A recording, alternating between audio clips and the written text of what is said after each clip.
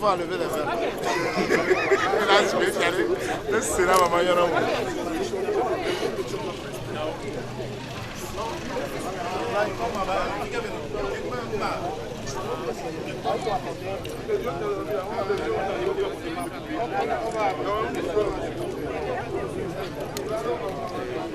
Blaise,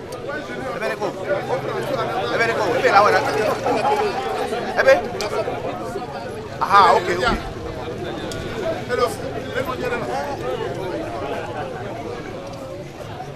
À mon collègue Béron, Bodo, mais ami, pas mieux.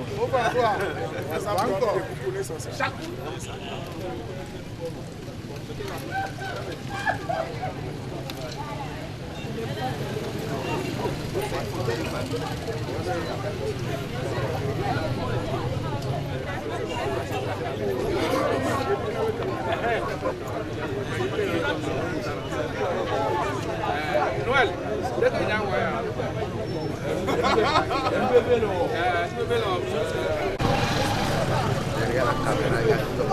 c'est pas bon pour les images. L'heure est tellement grave, il faut quand même être expressif, il ne faut pas rigoler.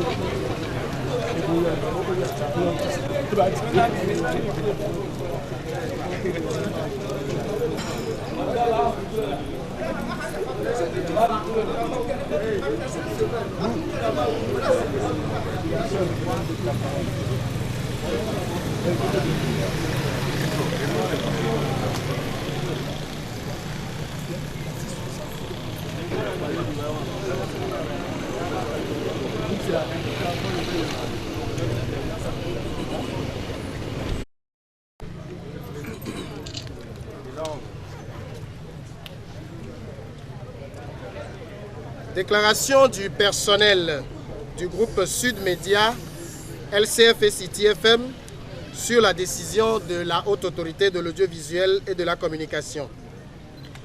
C'est avec consternation, indignation et angoisse que l'ensemble du personnel du groupe Sud Média, la télévision, la chaîne du futur et la radio City FM a appris les termes de la lettre du président de la Haute Autorité de l'Audiovisuel et de la Communication, HAC, informant du retrait des fréquences des deux médias. Depuis le début de cette situation, le personnel du groupe Sud Média a observé l'évolution des événements et les tractations entre la HAC et la direction du groupe Sud Média et les organisations professionnelles de la presse, espérant une issue favorable. Malheureusement, tous les espoirs du personnel se sont effondrés suite à la notification par le président de la HAC ce 6 février 2017 du retrait des fréquences des deux médias, arguant que ni la télévision LCF ni la radio City FM n'auraient obtenu aucune autorisation préalable d'installation et d'exploitation des dites fréquences. Au regard de cela, le personnel du groupe Sud Média voudrait apporter les éclaircissements suivants. 1. L'installation et l'exploitation de toute entreprise de presse sur le territoire togolais sont nécessairement subordonnées à une autorisation préalable de la HAC. Les deux médias, LCF et City FM, émettent depuis près de 10 ans déjà. Il est inconcevable qu'ils aient pu fonctionner sans avoir au préalable déféré aux obligations administratives. D'ailleurs, il existe des correspondances entre la HAC et l'ARTP et vice-versa qui démontrent à suffisance que la procédure a été bel et bien respectée au démarrage des activités des deux médias. 2.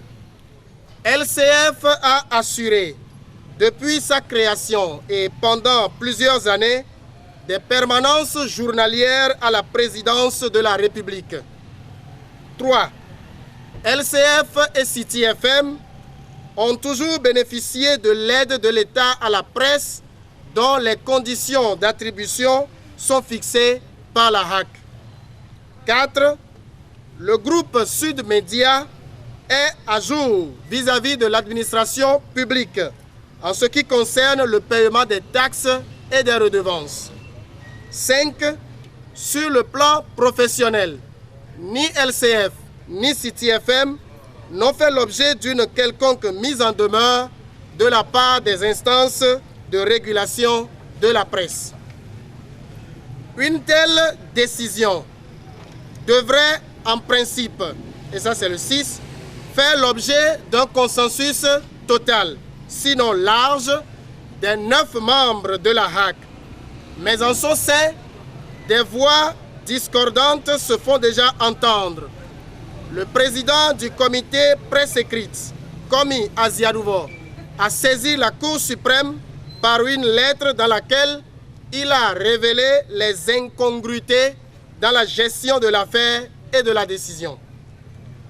Fort des éclaircissements ci-dessus apportés, le personnel du groupe Sud Média se pose les questions légitimes suivantes. 1. Comment une institution étatique de cette trempe peut tenir l'argument selon lequel les dossiers du groupe Sud Média n'ont pas été retrouvés dans ses archives, alors même que ces dossiers ont été déposés à maintes reprises par l'administration du groupe Sud Média. 2. Qu'est-ce qui explique cet empressement du président de la HAC à retirer les fréquences aux 2 médias au point de violer le règlement intérieur de l'institution qu'il préside et les dispositions légales en la matière? 3. Comment se fait-il que la HAC, dont la mission, au terme de l'article 130 de la Constitution togolaise, qui stipule, je cite, « La haute autorité de l'audiovisuel et de la communication a pour mission de garantir et d'assurer la liberté et la protection de la presse et des autres moyens de communication de masse », fin de citation, se dresse aujourd'hui en prédateur de la presse. Et 4. Quel sort la HAC entend-elle réserver aux 2 organes et au personnel? C'est cette dernière interrogation qui fonde notre sortie de ce jour.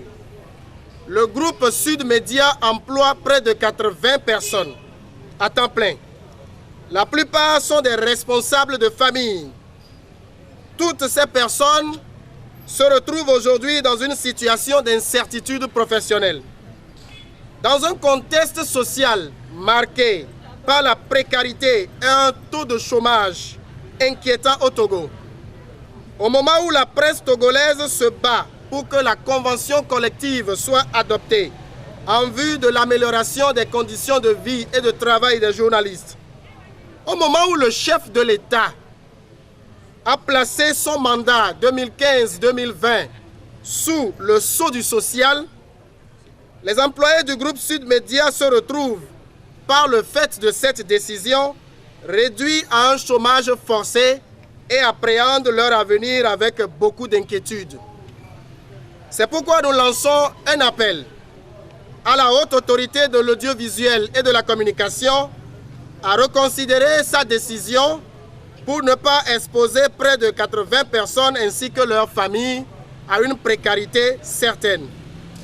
Aux autorités compétentes, au rang desquelles le chef de l'État, le président de la République, de même que les représentations diplomatiques, a œuvré dans le sens de la résolution rapide de cette situation.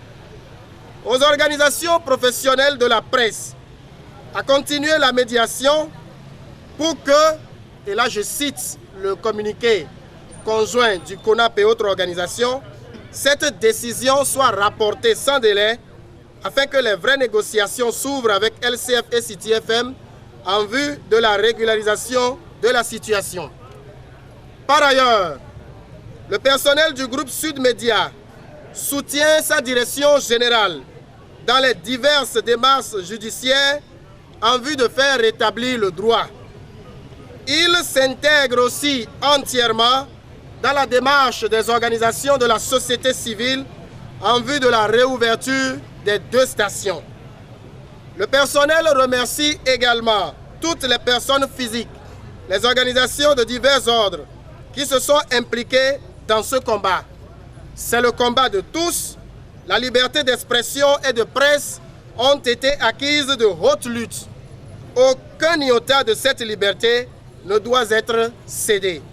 Fait à Lomé le 8 février 2017, le personnel du groupe Sud Média. Je vous remercie. Voilà donc, nous vous avons invité juste pour cette déclaration, mais si éventuellement il y a 1 ou 2 questions, nous pouvons y répondre avec plaisir.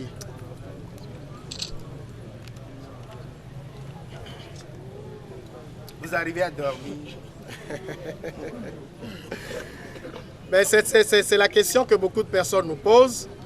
Et nous sommes des responsables, comme nous l'avons dit, des responsables de famille, des mères et des pères de famille. Et nous avons un moral d'acier. Vous savez, hein, je n'ai rien à vous apprendre, que pour faire ce métier, il faut avoir un moral d'acier.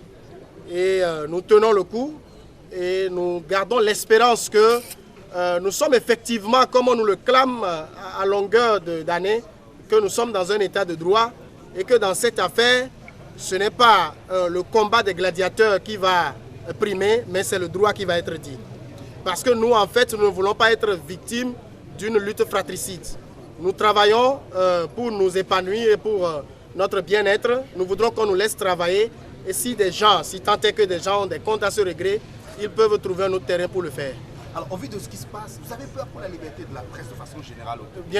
Bien évidemment, ça fait peur lorsqu'on veut trouver tous les subterfuges, toutes les astuces pour réduire au silence un média, parce que appelons un chat un chat. C'est une manière de réduire un média au silence. Gênant ou pas, je ne saurais le dire, mais c'est un média qui aujourd'hui occupe, quand je parle de médias, je parle du groupe, occupe une place importante dans le paysage médiatique au Togo. Et faire taire ce média, c'est une manière de réduire un pan de cette liberté de presse, de la liberté d'expression elle-même. Et ça, nous pensons que ça doit être combattu avec la dernière énergie. Alors, vous avez l'impression que c'est une histoire de règlement de compte? Vous savez, tous ceux qui réfléchissent un peu vont vous donner une réponse qui, si elle n'est pas affirmative, sera pas très loin de l'affirmation. Alors aujourd'hui, il y a des actions qui sont annoncées par des organisations de la société civile. Mais dans votre déclaration, vous n'avez pas fait allusion. Non, nous avons dit ça. Que vous y associez? Nous avons dit là, c'est pourquoi, vous savez, cette déclaration, nous avons pesé et sous-pesé les mots. Nous sommes en train de défendre notre travail. Nous ne voulons pas entrer dans une lutte frontale avec qui que ce soit. Mais nous nous inscrivons parfaitement et nous nous intégrons. Nous avons utilisé le mot intégrer dans la démarche qui se fait et nous serons avec ces organisations pour que cette démarche aboutisse. Si jusque-là, rien ne bouge pour le moment. Je voudrais aussi peut-être profiter pour le dire parce que nous lisons beaucoup de choses sur les réseaux sociaux. Les gens nous accusent d'inaction, que les employés ne font rien, etc. et que c'est eux qui font la lutte à notre place. C'est lundi, dans l'après-midi, que la lettre nous a été envoyée. Nous avons réfléchi ici. Est-ce qu'il faut cesser les programmes? À un moment donné, nous avons cessé les programmes. Mais après, nous avons repris jusqu'à la fin de la journée de lundi.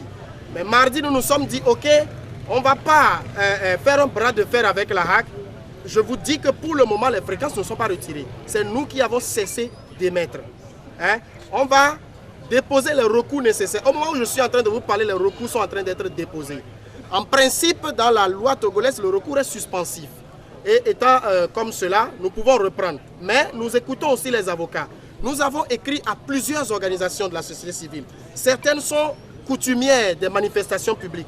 Elles nous ont conseillé que nous, il faut d'abord que nous gardions le calme et que nous suivions le cours des recours qui sont en train d'être déposés avant de faire quelque action que ce soit. Nous ne voulons pas qu'après, on nous accuse de fauteurs de troubles, de faire ci ou ça. Mais si nous remarquons que les choses ne bougent pas, eh bien, nous utilisons toutes les voies. Vous savez, vous recevrez bientôt la déclaration. Nous avons fait plusieurs ampliations. Nous rencontrerons toutes les personnes qu'il faut rencontrer. Nous rencontrerons les représentations diplomatiques. Nous irons le plus loin possible pour qu'on ne tue pas ce métier qu'on ne tue pas les employés de cette chaîne et pour que les gens puissent jouer à de la diplomatie dans les couloirs pour que vraiment le droit revienne dans cette affaire. Je vous remercie.